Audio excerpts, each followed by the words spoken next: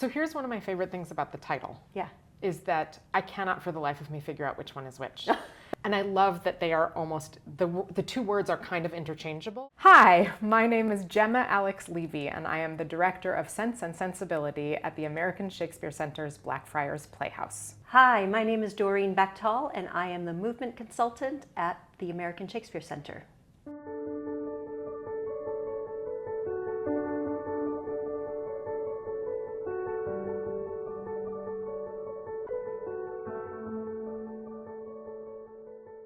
My first interaction in any way with the ASC was actually with Ralph back in the day before it was ASC, back when it was Shenandoah Shakespeare Express.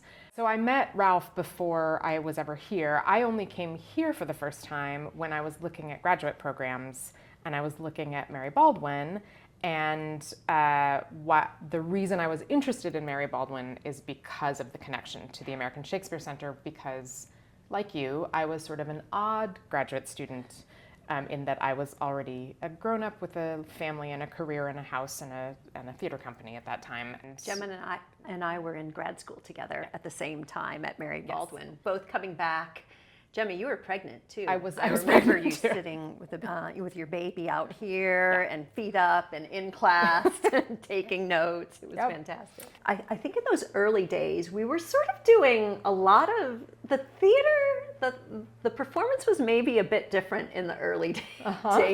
It was a little experimental, I would say. We were climbing all over the place, lowering from the heavens, using the trap. Mm-hmm. I was also part of the first Actors Renaissance season, so the first time they tried the directorless, designerless process where it felt like, they didn't literally, but it felt like we were just sort of put in a room, the door closed, and then we kind of tried to figure out as a company, how do we do this? So it was a really kind of ridiculous adventure that we went on, but we definitely learned how to start talking to one another inside of that process and that rent. You directed, what was the first play you directed at the ASC? When I was in grad school, I directed students in a production of King John that was on that stage. But my first professional work for them was Two Gentlemen of Verona. And then I did Taming of the Shrew, and now I'm doing Sense and Sensibility. There's a vast difference between Shakespeare and Austen, but what did you find? What stood out to you inside of a process of directing Austen? So I think for me, in terms of this particular space, the thing that stands out the most, of course, is that Shakespeare wrote for that space. Right. And so he is writing all of the direct address, which is something that I focus on as an artist. It's my main area of interest.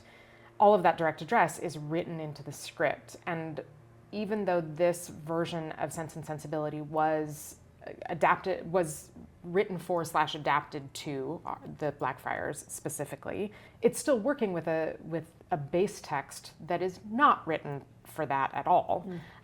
And there is not as much direct address written into it as there is in Shakespeare. And specifically, I think Shakespeare is really thoughtful about who he has addressed the audience, because that person becomes our avatar.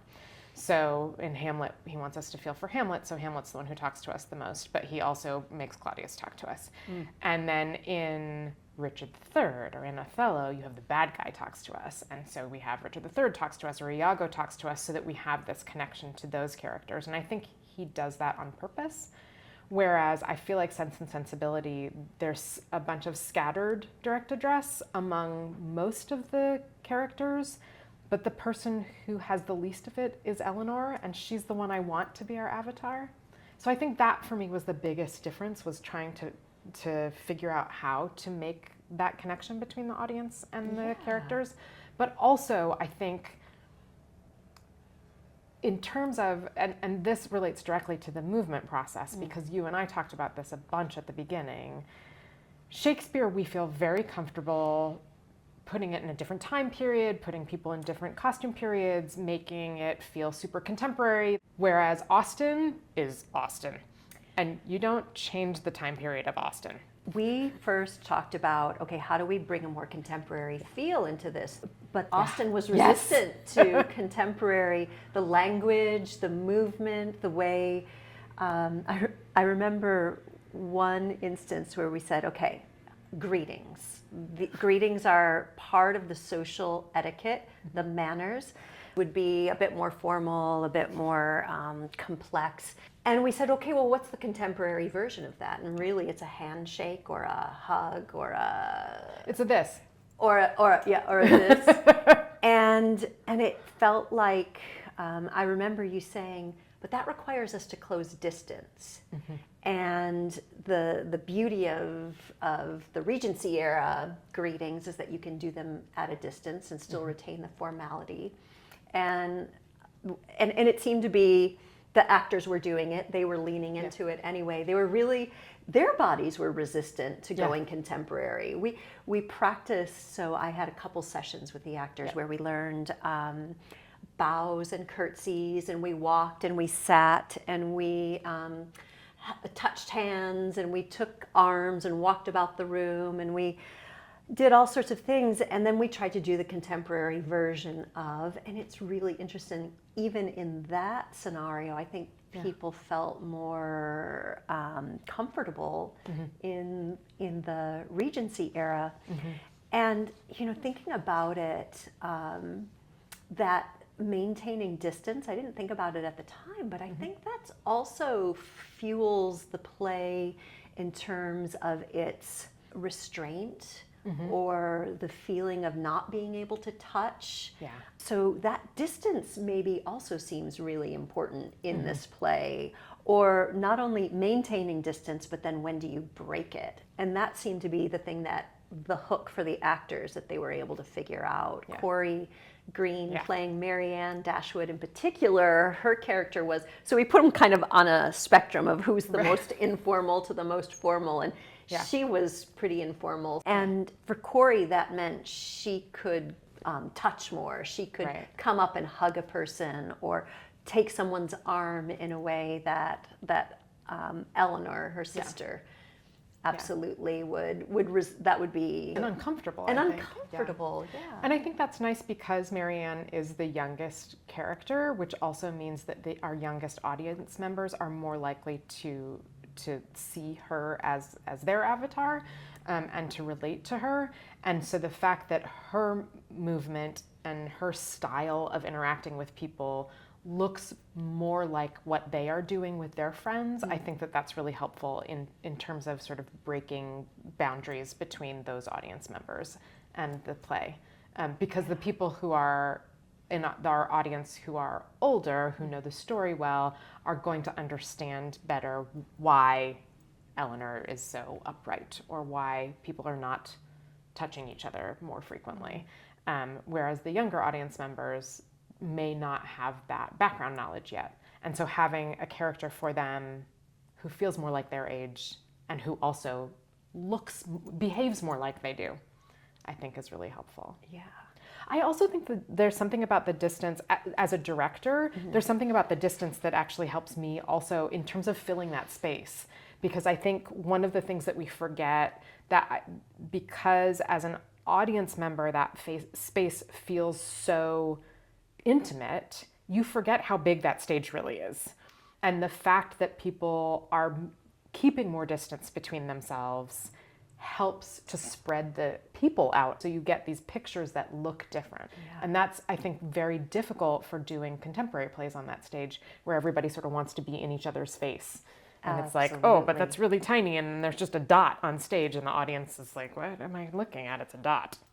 I mean, there's so much information, isn't it? When you're looking at the playhouse structure, the architecture, it's such an angular space. There's a beautiful painted back, Franskena it's called, curtains, doors. There's a lot of visual information, or what, as a movement director, I would call visual noise. Yeah. And so it's really important, as you're saying, to think about the composition of bodies on stage and how, thinking about how spatial relationships tell story, because obviously we don't have lighting instruments pointing or telling the audience where to look. The actors have to do all of that work. and they have to keep the space alive. I know one of the things that we were looking at, it's interesting how stillness can be useful but also detrimental in that space, right? Because it is a heavy space. It's very wood, it's very angular. It's really hard to access that upward space unless you go to the balcony, which you did use in Sense and Sensibility where you could, which I really but it's appreciated. a problematic space. It's problematic. That balcony, yes. So it's a space that loves circularity, that loves people moving in serpentine movements or our swoops. Swooping movement. You know, if characters are sitting, like you're saying in contemporary plays, having conversations, it's interesting how you have to invent, whether it's through gesture or movement, a way to keep the space alive or keep the actors alive in the space. Did you find that tricky at any point? I think a lot of the circularity of the space that actors are so used to, especially actors who've never been in a three-quarter thrust, which is what that shape of space is called, except it's not exactly. So three-quarter thrust, for those of you in ether world, it means that there's audience on three sides of a square, essentially.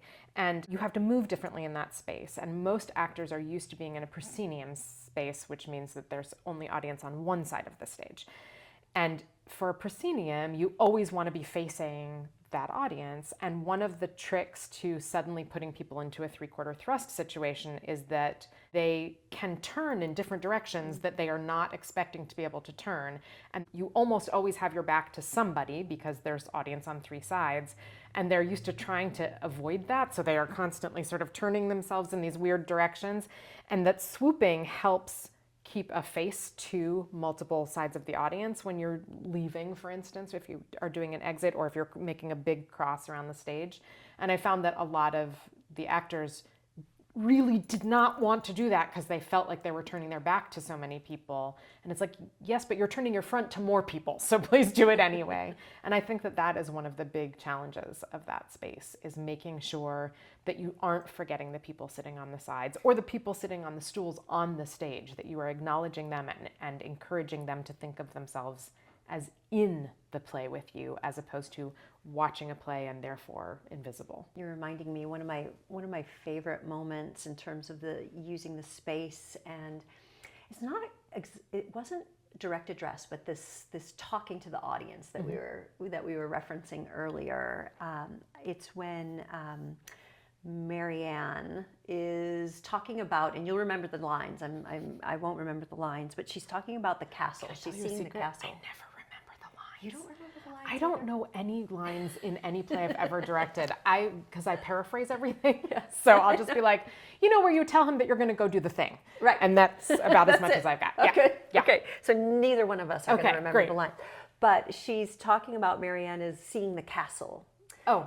And the Ancient Mansion? The Ancient Mansion. Yes. That's what it is. The Ancient Mansion. So I remember 2 words. So there you go. Okay. See, I didn't remember that. Yeah. It was a castle in my brain.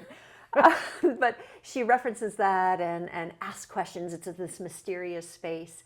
And I remember I was working with her on the storm sequence, and I said, Corrie, use the zone of imagination, which is what we call another thing that's neat about the Playhouse is you can kind of like paint this space as if you are imagining while you're speaking, you're imagining what you're talking about, almost as if you can see it, and in a weird way then the audience is able to see it when you sort of engage with the space or the zone of imagination. And I remember it was really interesting that she first uses that, looks at that ancient castle or mansion, and then during the storm when she is grieving and she's referencing Willoughby and this space is connected to Willoughby, I said, Corrie, zone of imagination. So she took it out, and it was just this beautiful, like it opened up this emotional reserve. Yeah. And then, do you remember the day at the very end of rehearsal? You were like, Doreen, come in. We can't figure out this ending. Yes. What's happening with this final scene? It doesn't feel like a final moment, and how are we going to end the play? And it was so close. And then I think I said, Corrie, take that line out like you did in the Zone of Imagination. Those final lines, and it was interesting how that sort of unlocked a few more steps that then helped us unlock the whole ending. It was sort of magical. That ending was a complete disaster for most of the rehearsal process. And I finally was like, let's get Doreen back in. We just need more brains in the room. Like, this is just not working, because the entire cast was trying desperately to figure out how to end the show. And I still remember that it's like all of us stood there and stared at it, and all of a sudden it fixed itself. And we just sort of were like, oh, that actually has an ending. Why did we not see that a long time ago? But it didn't really feel like anybody had come up with an idea that fixed it. It just sort of went, yeah, just because we were all there staring at it for so long. We were all staring at it. We did have to kick the men off the stage, though. I do remember that. We did. They had to get, and Jordan, luckily, I love when an actor says, I have a crazy idea that probably won't work. Yes. I'm like, bring it on, because this is the idea that will work. It's going to solve everything. It always happens. Yes. And he was like, what if I played music underneath? Yeah. And we were all like, ooh, yes. Music fixes all sins. Let's go get that guitar. He went off stage and played the chords under the lines, and the chords resolved, and so we knew it was over. And it was so nice. But first we had to kick them off, and I do remember that both of them were like, can I just leave? Which is my favorite. That is always the thing that the actor's like, I have this crazy idea. Could I just not be here? Which is delightful, since we think of actors as always wanting to be the center of attention, and usually they're like, I don't have to say anything. Can I just leave? I don't want to be here anymore. So, And I loved your addition of bringing Marianne and Eleanor together to sit down together. Yeah. So they were with their respective partners, but then bringing them back together, and which to me ties up the whole play, because we have Eleanor is sense and Marianne is sensibility, right? The rational, reserved versus the impetuous and emotional. And that moment to me just tied the whole play together. So here's one of my favorite things about the title. Yeah. Is that I cannot for the life of me figure out which one is which. Because if you think about it, Marianne is so passionate and so much about her senses. Mm-hmm. So in some ways I think that she is sense. And then we think of using the word sensible as somebody who's being really sort of logical and thoughtful. And so that could be Eleanor. And I love that they are almost, the two words are kind of interchangeable. And so you can't really make an argument about which one is which. Because the first time I started talking about it, when I knew that I needed to give a little speech at the beginning of our rehearsal process about, like, this is what this play is about to me. And I remember trying to figure out how to say what I wanted to, and I couldn't figure. I was like, both of these words do both of the jobs, which I think is sort of part of what the play is about, is that you can't be just one thing or the other thing, and you sort of have to be both things. And so it made sense to me that they're sort of interchangeable. I agree. I feel like I think one of my favorite lines from the play is something along the lines of, and it won't be a direct quote, but reserve is almost as dangerous as enthusiasm. And I love that it's two sides of a coin, isn't it? That while Eleanor is more reserved and Marianne is more enthusiastic, they both can be dangerous if taken in excess. Thinking about that, do you have a favorite Marianne or Eleanor? Do you identify with one of those characters more, or lean into one of those characters? I think that I identify more with Eleanor, which I think is probably I think most people identify with Eleanor because she's the one we're supposed to identify with. But one of the things that is interesting to me, I don't have any. Do you have siblings? I do. See, I'm an only child, and so I think part of it is, but I have two children, so I've seen siblings. So I think part of it for me is that I don't actually connect perfectly with either of them because I never had a sister. And I think so much of what they are going through is about that relationship, but I do have children. And so to some extent, I maybe can relate to Mrs. Dashwood. Interesting. Yes. Yeah. Yeah. Not entirely, because Mrs. Dashwood, I think, is a little bit, I don't want to say flighty, but I think she's a little bit less grounded than I am. But I think that being a parent has made me see things from the parent perspectives in a lot of plays that I never did before. Absolutely. Yeah, I mean, poor Mrs. Dashwood. I know. I mean, the play starts off and she lost her husband, her home, Yes. her wealth. Yeah. I mean, the patriarchal structures are not kind No. in this play. I mean, such a challenging time, and Yeah. she's able to, have everything stripped away from her, but still manages to make ends meet, to figure out a plan, to again under the protection of a cousin. Is that what Sir John is? Sir John. A distant Yep. relative, but she's resourceful And chooses well. and chooses I always well. love that she is thoughtful enough to have figured out that Sir John would be a good person to have helping, because he's not going to demand inappropriate things from her, and he really is just a generous, kind spirit. So she doesn't make a sort of desperate decision. She makes an actual good decision about where to go with her daughters, which I also love, that we get to give her credit for that. Yeah, and I like too that I think she's responsible for this. The play doesn't say this, but the fact that her daughters, Right. they're each allowed to follow their own heart. So even though there's so much repression and oppressiveness around every aspect of their life, in terms of marriage, owning property, employment, wealth, you would think it could also extend to love and who you're going to marry. Absolutely. But Mrs. Dashwood never puts demands on their hearts, which I think is really interesting, which allows Marianne to be expressive and kind of follow her passion, even though that doesn't end well. But she's allowed, or she has the space or the agency to still make her own mistakes. Yeah. As does Eleanor, who marries somebody who ends up having no money also. Having no money, but she does it for love. Exactly. And Eleanor can kind of keep her heart mysterious in a way. Yeah. So maybe Mrs. Dashwood has something to do with that. I think she does, though, because there is that line in the play where Mrs. Dashwood is talking to Sir John, and Sir John is saying, they can catch a good husband. There are some eligible bachelors around here with lots of money.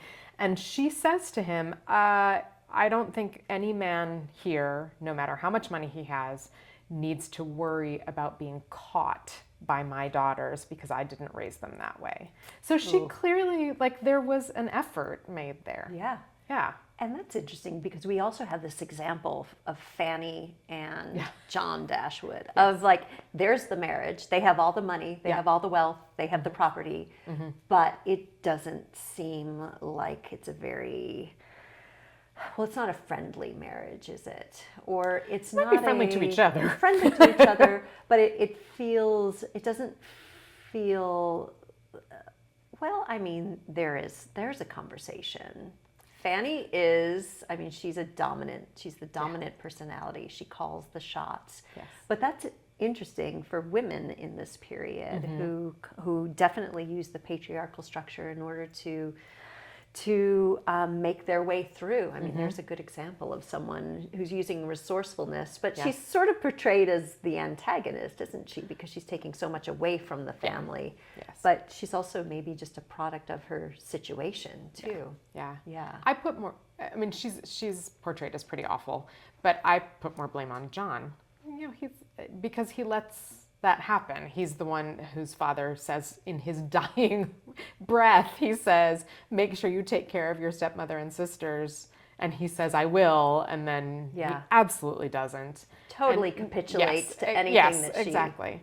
And seems to be happy to do it. Although we had a lot of conversations about the fact that he's just trying to please Fanny. He's just head over heels for Fanny. And he just wants to make her happy. And that everything he does in the play is intended to win her approval. So but I was, we were talking about trying to modernize movement, and one of the moments that really stands out to me is the moment when LJ, who's playing John Dashwood, turns back to Fanny. He has finally made her happy about something, and turns to her to maybe offer himself up for some intimacy, and makes a cross to her, and then that's when Mrs. Dashwood enters with the daughters, and Fanny sort of puts him off by turning him around to see them. But there's this moment in the play where it feels like he's coming at Fanny with this, what feels pretty contemporary, and then she flips him around and he turns into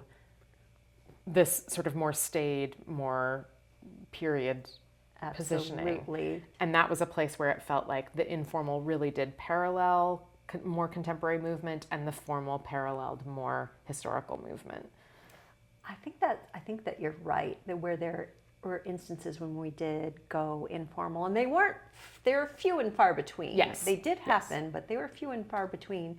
But I agree that the movement did feel absolutely more contemporary. And I'm thinking of even the hugs that we had. Mostly it was Marianne hugging, right?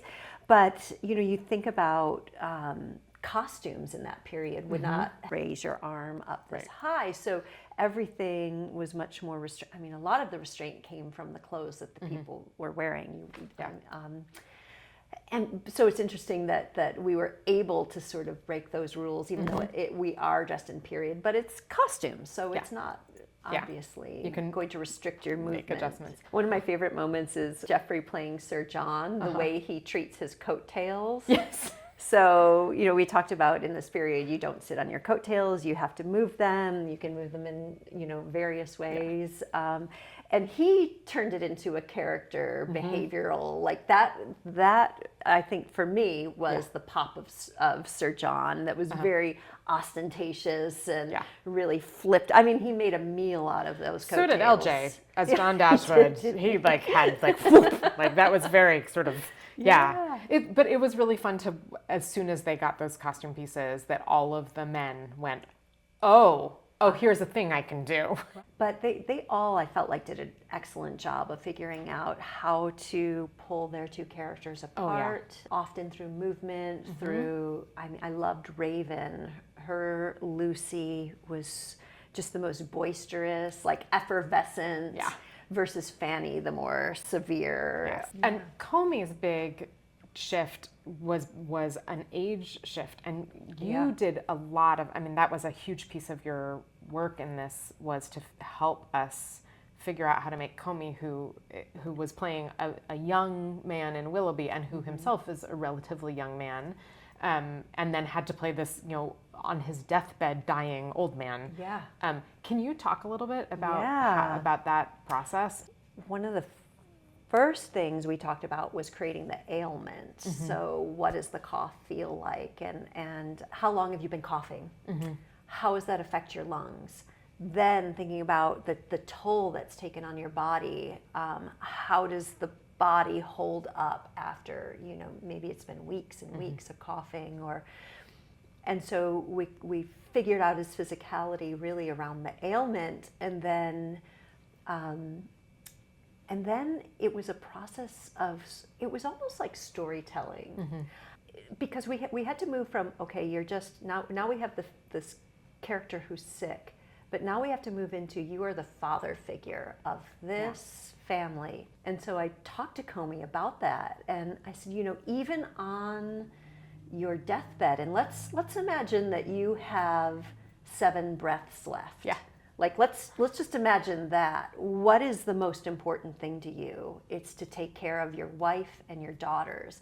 So even while all of this is happening physically and you're about to collapse, you still have to think, your body wants to go into the ground, maybe quite literally, but your breath and your will and your heart wants to stay upright. So you have this sort of duality going, and you have to protect your family. So you have to have the reserve.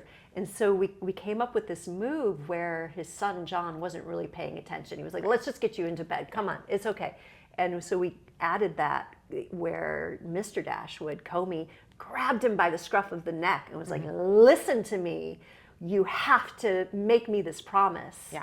And it was sort of the little the little spark that we found Yeah. inside of that scene, and then everything kind of collapsed after that. The women and the wife and the daughters came in, and we took him off. But he needed that moment where he could still be the man of the house, because that would have obviously been important in that area. Yeah, I love the way that Emma Whipday, who is the person who adapted this play from Jane Austen, the way that she created that first scene. So Mr. Dashwood, who we only meet in that scene, every single line he has in that scene starts with John, which is his son's name, right? So that there's this constant John, John, John, John, over and over and over again. And it's really this attempt to get his son's attention, who's clearly not paying any attention, right? He's dealing with other things. He's not concerned about this. And all Mr. Dashwood wants is for his child to listen to him. Right. So that he can get this promise out of him. I was like, okay, it's also a little old King Hamlet. Swear. Yes, swear. yes, swear. Yes. Okay, tell me about your idea when the papers came down. I never asked about that. What was the inspiration for starting the play, which was just visually just a stunning moment? Thank you. Yeah. So there were a couple of different things. One is that I think it's really important that I think everybody who walks into that playhouse for this particular production knows that this is a novel, or was a novel, and that there's something about words on a page that is significant when we're talking about Austen, when we're thinking about Austen. We think of her as a novelist, and so we think about reading and literature and seeing paper. And so I really wanted to make sure that we incorporated that in. And also, last season, Constance Swain directed a beautiful production of Little Women that also, another adaptation from a well-known and well-beloved novel. And she had the whole space draped with papers. Now, that is also a play about somebody who is writing novels. Sure. But there was something about having the papers in the space that made me go, oh, this is important. There's something about seeing paper in that space that feels important when the content is a book. And I so love I really, that. I never, I didn't put that together, and it's such a cool idea. Yeah. So that was part of it. I also wanted to make sure our regular audience members expect to come in, listen to music, then there's a play that starts, and then, and then we hear the bell and it's intermission, and then there's more music, and then it starts up again.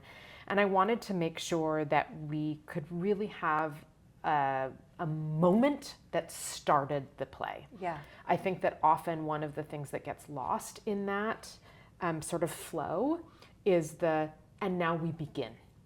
And I wanted to make sure that we could really begin without losing the fact that we're connecting the music. Right, the music is always chosen to reflect the play itself, both for the pre-show and the intermission music. We do so much work to find the right songs for every show that reflect the show itself, whether it's about the mood or the lyrics. And so I wanted to make sure that we could still have a flow that went in, but that we still knew, bang, that's when the show starts. Yeah. I also thought it was because it was a moment of chaos with papers flying everywhere. Yeah.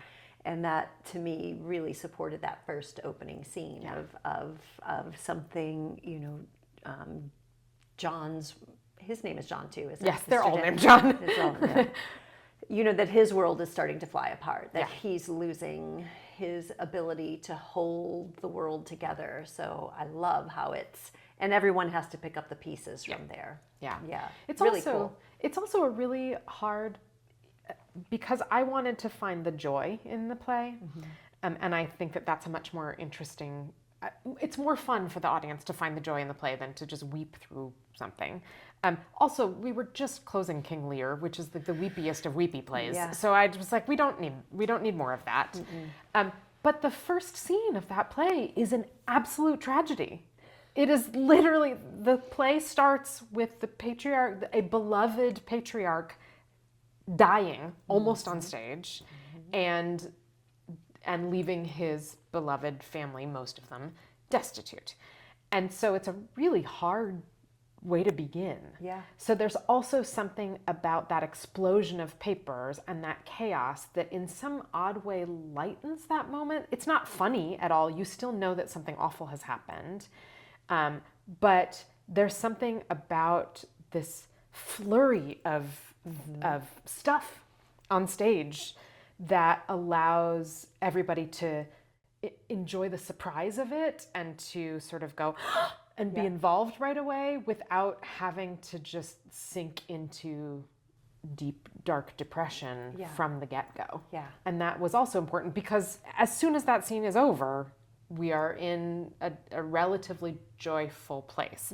And all of this movement stuff with the chair with Fanny at the beginning of the second scene was intended to make sure that the audience knew, I know this really sad thing just happened, but we're expecting you to laugh through this play. So we're gonna give you a starting point really early on so that you know that you are supposed to laugh and that laughter is acceptable in this space. Because I think a lot of times we don't tell the audience that early enough and then they just lose the ability to laugh out loud. Yeah, one of my favorite moments, the little comedic moments that we worked on, was when Edward's introduction into the household. When we were just playing around, like you do, and he had his little bag, and there was a little kind of bumping into Eleanor moment that they had created, and then we're like, what if we keep this bit going? Yes. And so Geoffrey, we had a sort of thing where you might drop the suitcase accidentally or something, like something's going wrong with the suitcase. And I loved in the moment we were like, okay, we have gone too far. It turned into a Bill Irwin routine, a clown routine of him kicking things all around.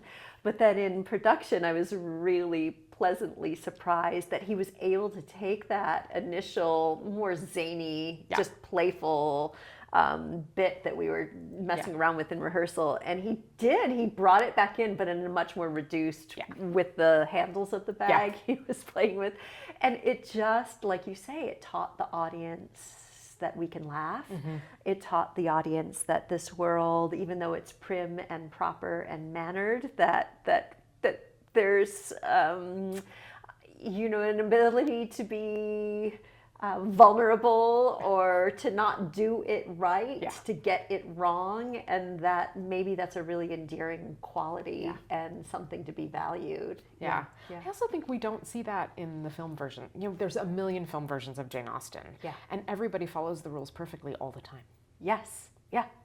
And you think, oh, maybe they were just, I think that the typical audience member goes, oh, that's just how everybody moved then, and that's just how everybody behaved. And it's like, no, they had to learn that, and they messed up all the time. And also behind closed doors, they weren't doing that, right? They were, doing what we do. They splay on couch and they drop things and they forget to tie the thing, or that comes untied, or what, like that happens. And those are the moments that make the characters feel so human. Yes. And really allow the audience a way in.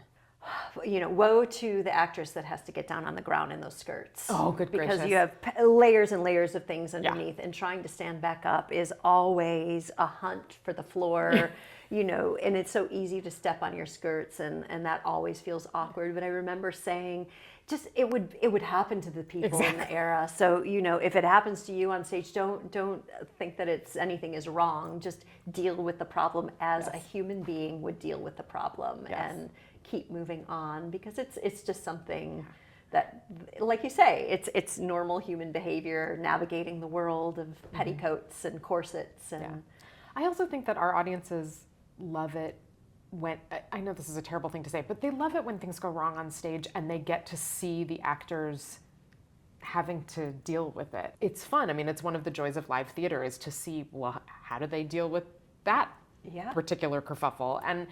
And to get to see somebody in the moment living through, okay, I stepped on my skirt, or oh no, I can't untie this thing, or oh, Sarah, who's playing Eleanor, got her hair stuck in the umbrella one night in the storm scene and had to go to the audience member to get it help, right? And and I happened to know that audience member, and it was delight. Like there was delight. Right. What are you going Right? to do when an umbrella is stuck So in your excited, head? right? Yeah, there's nothing you can do. Anybody with long hair has gotten something stuck in their hair at some point and knows what that feels like, Right. and is like, oh yeah, you're just stuck. You can't do anything about it. And it feels like, oh, I'm really in the space. We're all really living this at the same time. Yeah. And there's something really beautiful about that doesn't happen in the movies. They just cut that part out. Right. They just edit it. And even in like a different kind of theater where your audience is not sitting on stage, that might have turned out a little bit different. Like how would you? I will just close the umbrella and try to Yeah. But there's something really amazing about it. Yeah. I will also say about Geoffrey's little moment with the bag. It is a little bit hard to tell sometimes, but we have a number of actors in this production who are incredible comedians and who are not being asked to be incredible comedians. So it was also a joy to get to give them permission to say, no, you can be silly here. Like I give you permission to let your little clowniness come out, and to see how that played into the story. Don't miss Sense Sensibility at the American Shakespeare Center, now playing at the Blackfriars Playhouse through August 2nd. and book your stay or enjoy a cup of tea at the Frederick House.